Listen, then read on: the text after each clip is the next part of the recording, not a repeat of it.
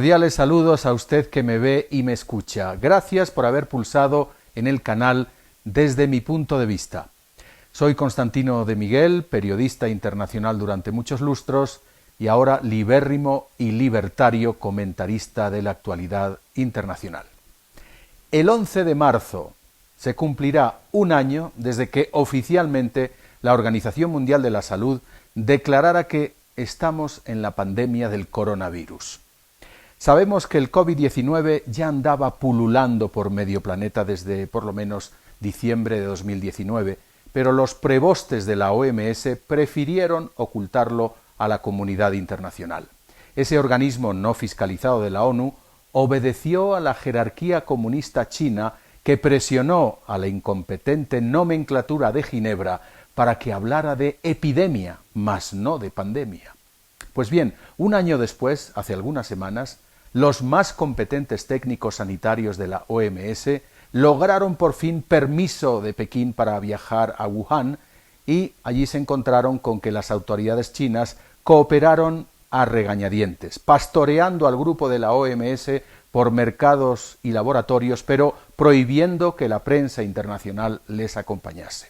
Pese al control y el secretismo, la misión logra hacerse con datos nunca vistos o publicados, que quizá ayuden a comprender cómo se gestó esta catástrofe sanitaria.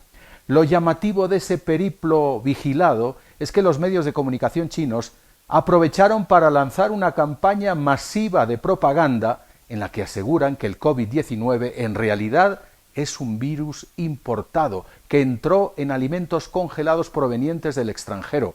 Y aún hay más, la prensa oficial china asegura que la pervivencia de la pandemia es lisa y llanamente una clara manifestación de la decadencia de Occidente. Para los chinos, el virus solo se combate con mano dura y sin contemplaciones. Y si hay que invadir la privacidad, pues no tienen problema, aunque haya que violar la integridad física, por ejemplo, recurriendo a obligatorios y muy desagradables hisopados rectales. El régimen comunista, ahora más que nunca, es Big Brother, al exigir a cada ciudadano que informe si tiene fiebre o tose, a través de aplicaciones de uso obligatorio, las cuales además detectan cuándo se está cerca de personas contagiadas. Esos datos se cruzan con cámaras de reconocimiento facial para que nadie se escape. Así que de ahí a instalar coronaguetos, es decir, leprosarios para apestados por el COVID-19, un paso. Pues bien, que esto suceda en una dictadura comunista tal vez no nos sorprenda, pero que ocurra en estados democráticos seguramente pensaría usted que estoy exagerando. Pero ahí va el ejemplo. Israel, con el beneplácito de su parlamento, el Knesset, trata de detectar a los enfermos con técnicas de profiling, empleadas en la lucha contra el terrorismo. Con el pretexto de luchar por erradicar la pandemia, todos los gobiernos del mundo, con excepción de Tanzania que se encomienda a Dios, han aplicado restricciones a los derechos y libertades de sus ciudadanos, aprobando toques de queda, confinamientos territoriales y restricciones al sector de hostelería o turismo. Sí, de acuerdo. Es necesario, por supuesto, que la gente aplique las medidas de bioseguridad para evitar la propagación del virus, pero personalmente discrepo de que ese objetivo se logre mediante la coerción y la eliminación de las libertades civiles. Ningún gobierno puede poner un policía o un rastreador en cada puerta o incitar a los ciudadanos a la denuncia y la delación como hacen los chinos, los cubanos, los venezolanos. Tampoco debemos ceder nuestros datos biométricos a nuestros gobernantes, compañías de seguros o a las empresas de las que dependemos, porque al hacerlo abriríamos la puerta a un pernicioso totalitarismo que permanecería con nosotros después de pasada la pandemia. Si ya cedemos mucha información sobre nuestra persona a las redes sociales que trafican con nuestros datos, imagínese si además brindamos a estados y empresas datos sobre nuestra salud y estilo de vida. Seríamos objetivo perfecto para que nos manipulen aún más y terminaríamos cautivos de políticos y vendedores de todo tipo. Yuval Noah Harari, el autor de Homo Sapiens, dice con gran acierto en las páginas del Financial Times que el dilema entre la salud y la privacidad es falso. Todos tenemos derecho a ambas cosas y nadie puede obligarnos a elegir. Así que no nos dejemos infantilizar por ese aparato de gobierno, no cedamos nuestra soberanía personal a un ente que no ha sido capaz de garantizar esa salud pública que pagamos con nuestros impuestos.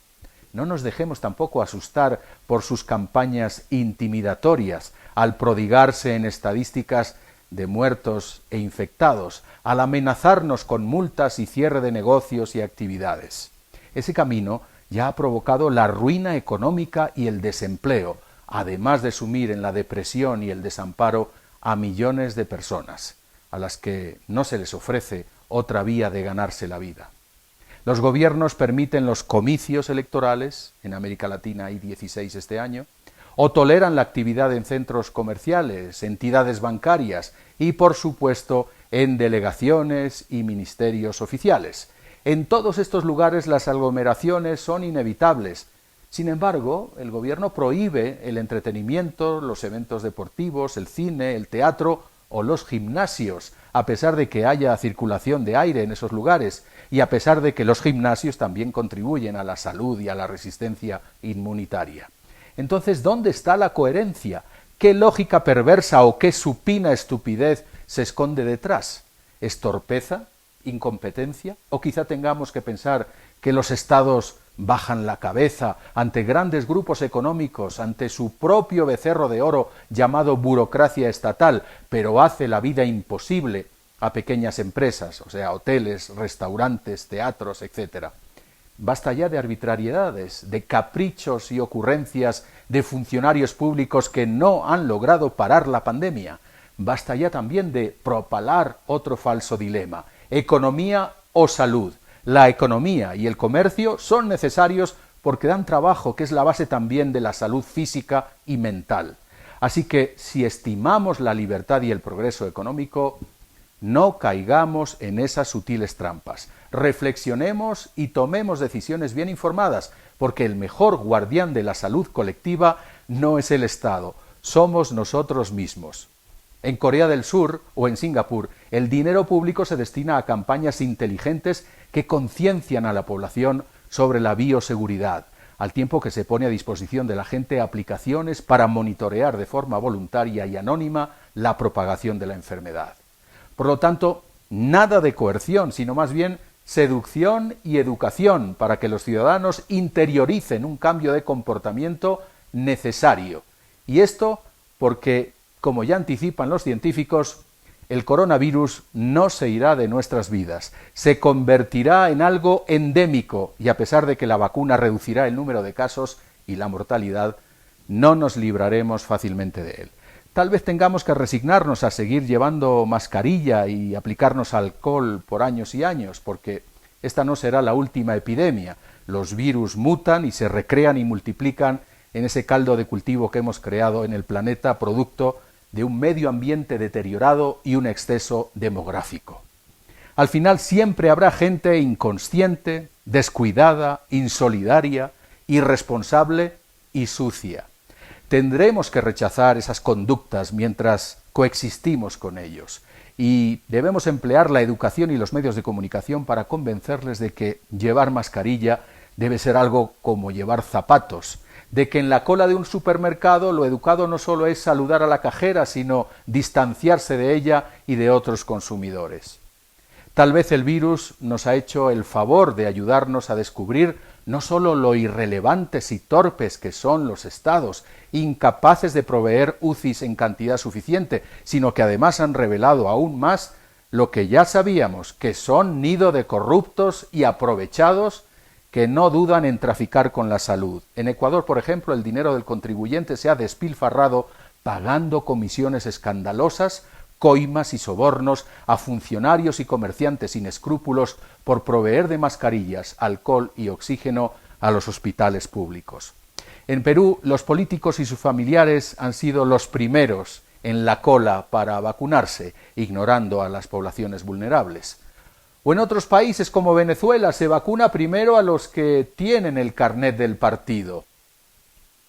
Pero por encima de estos abusos ligados a esa burocracia inoperante que mantenemos todos, Hay que destacar, en este año que se cumple de la pandemia, la labor heroica de los profesionales de la salud que trataron y siguen tratando a millones de enfermos de COVID, trabajando sin descanso y arriesgando sus propias vidas. Al final, retengamos esta frase que tiene hasta rima: gentes, no entes, que ayudan a otras gentes.